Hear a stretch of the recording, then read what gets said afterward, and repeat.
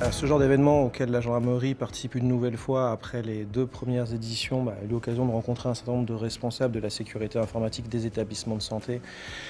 et des entreprises de la santé de manière générale. C'est l'occasion de passer des messages très simples, que la prévention est primordiale, que quand vous avez des cyberattaques, quand vous êtes victime d'une infraction cyber, la police comme la gendarmerie nationale sont là pour vous aider, que vous n'êtes pas seul et qu'il ne faut vraiment pas hésiter à solliciter les services de l'État pour être accompagné. Ce qui a changé ces dernières années en matière de risque cyber, c'est ce qu'on a observé, c'est une élévation du risque dans la mesure où si autrefois la cybercriminalité était un risque conjoncturel,